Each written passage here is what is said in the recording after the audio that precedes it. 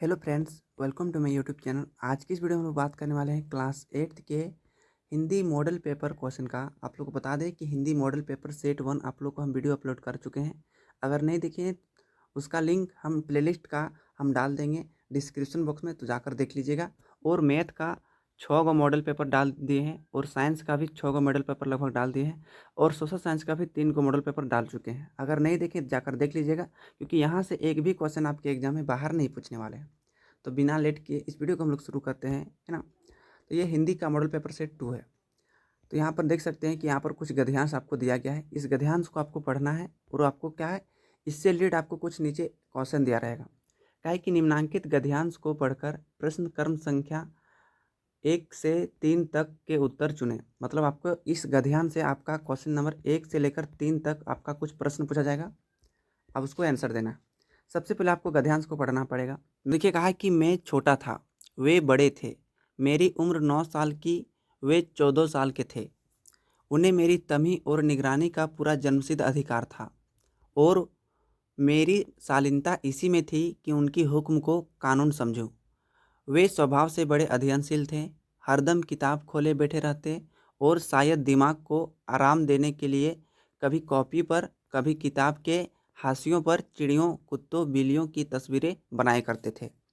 कभी कभी एक ही नाम या शब्द वाक्य 10-20 बार लिख डालते, कभी एक शेर को बार बार सुंदर अक्षरों से नकल करते, कभी ऐसी शब्द रचना करते जिससे न कोई अर्थ होता न कोई सामंजस्य, है ना।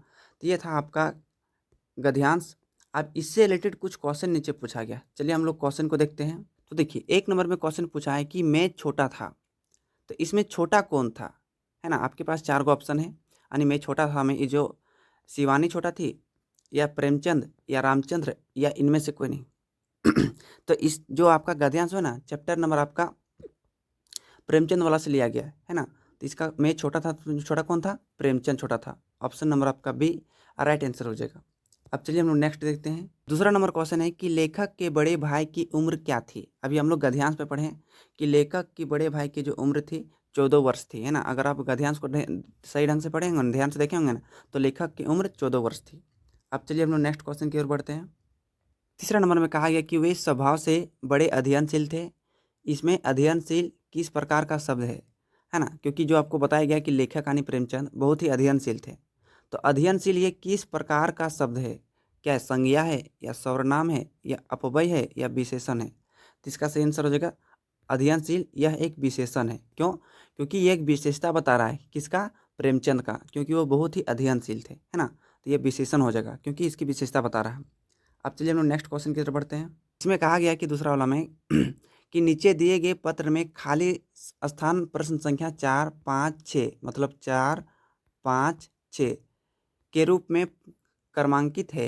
हम उन्हें उचित विकल्प से पूरा करें। यानी जो आपको जो क्वेश्चन यहाँ पर एक पत्र लिखा दिया है, इस पत्र में क्या करना है आपको, कुछ कुछ यहाँ जगह खाली घर छोड़ दिया है। इस खाली घर में आपका क्या भराएगा, उस खाली घर में आपको केवल भरना पड़ेगा, है ना। तो आपको पत्र लिखने तो आता होगा, है ना। तो यहाँ देखिए हम पूरा पत्र को रीड करके दिखा देते हैं। देख सकते हैं कि यहाँ खाली घर है कि विनीत, मतलब यहाँ इस खाली घर में क्या भराएगा, सप्रेम नमस्कार, तुम्हारा पत्र मिला, यह पढ़कर हार्दिक खाली घर हुई कि तुमने परीक्षा में प्रथम स्थान प्राप्त किया है। तो हम लोग बोलते हैं यहाँ प्रिय विनीत, क्योंकि हम लोग दोस्त के पास लिखते हैं तो यहाँ लिखते हैं प्रिय विनीत, तुम्हारा पत्र मिला, यह पढ़कर हार्दिक खुशी हुई। क्या हुआ, खुशी। तो यहाँ हो जाएगा खुशी कि तुमने परीक्षा में प्रथम स्थान प्राप्त किया। आशा है कि भविष्य में भी तुम मेहनत तथा लगन से अपनी पढ़ाई करोगे। मैं तुम्हारे उज्जवल खाली घर की कामना करता, मतलब तुम्हारे उज्जवल भविष्य की कामना करता हूँ। तो जो पहले जो दिया गया था, क्वेश्चन पूछा है 4, 5, 6, जो पहला नंबर खाली नंबर जो था ना, उसमें क्या भरा था, प्रिय मित्र विनीत, है ना। उसके बाद तुम्हारा पत्र मिला, पढ़कर मुझे बहुत ही खुशी, खुशी मतलब प्रसन्नता हुआ। अब छठा नंबर क्या हो जाएगा कि यहाँ पर कहा था ना कि मैं तुम्हारे उज्जवल भविष्य की, तो भविष्य ऑप्शन नंबर आपका ए भरा था, भविष्य की शुभकामना करता हूँ। तो ऑप्शन नंबर यहाँ पर क्या बचेगा, भविष्य भरा जाएगा, यानी भविष्य भरा जाएगा, है ना। अब चलिए हम लोग नेक्स्ट क्वेश्चन की तरफ बढ़ते हैं। इसमें कहा गया कि निम्नांकित गद्यांश के आधार पर प्रश्न संख्या 7 से 8, 7 एवं 8 का उत्तर चुनें। यहाँ भी कुछ कुछ गद्यांश लिखा गया है, ऐसे कुछ रिलेटेड क्वेश्चन पूछा है कि मनुष्य एक सामाजिक प्राणी है। एक स्थान पर रहते रहते जब उसका मन उब जाता है तो वह इधर उधर घूमकर इन प्रदेशों को की सैर करके अपना मन बहलाता है। सैर करने का अपना ही आनंद होता है। सैर मतलब घूमने के लिए। भारत प्रकृति की क्रीड़ांग है। यही एक ऐसा देश है जिसमें प्रकृति के अपने विविध रूपों में उपस्थित है।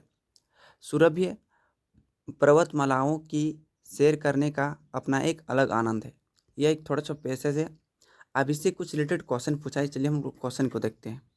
क्वेश्चन पूछा है कि मनुष्य अपना मन बहलाने के लिए क्या क्या करता है। तो मनुष्य अपना मन बहलाने के लिए क्या क्या करता है? एक स्थान पर निवास करता है, या समाज में निवास करता है, या अन्य प्रदेशों की सैर करता है, या वार्तालाप मतलब बातें। तो क्या करता है मनुष्य? अपना मन बहलाने के लिए अन्य प्रदेशों में सैर करता है। ऑप्शन नंबर आपका सी राइट आंसर हो जाएगा। अब हम लोग नेक्स्ट क्वेश्चन देखते हैं। इसके बाद दिया डैश। तो भारत खेलों का आंगन है, या द्वीपों का देश है, या प्रकृति की क्रीड़ांगन है, या पर्वतों का देश है। तो आपके चैप्टर के हिसाब से यानी गद्यांश के हिसाब से भारत प्रकृति की क्रीड़ांग है। क्रीड़ांग मतलब खेलने वाला, यानी एक बहुत ही घूमने वाला एक अच्छा जगह है।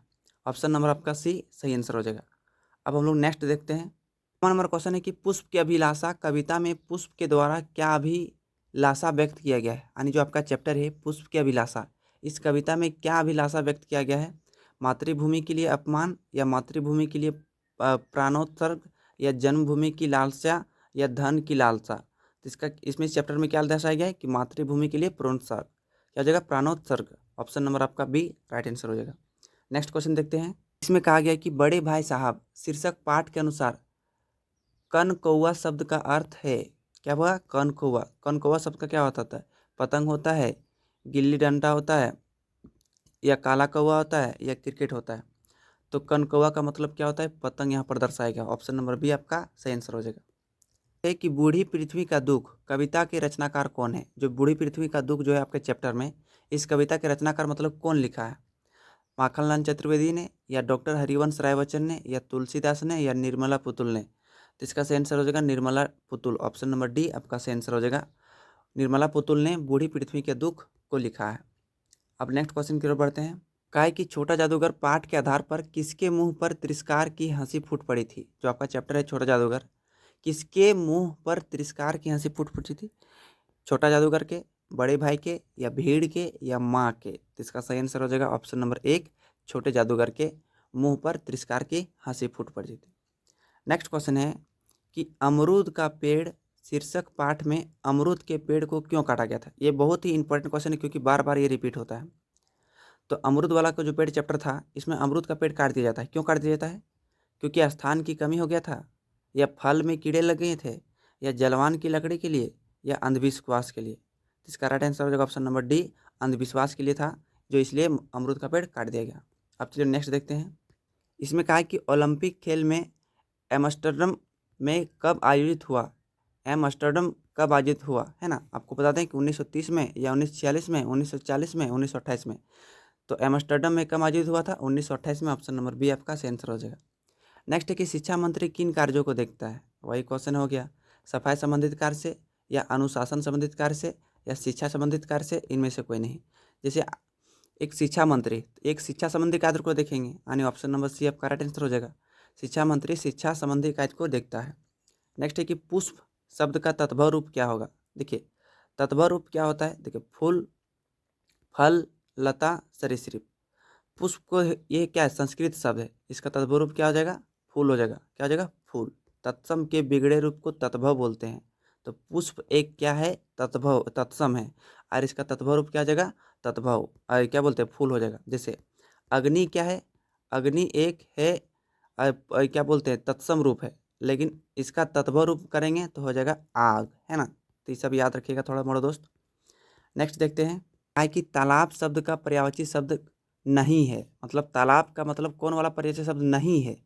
सरिता, ये तो नहीं है।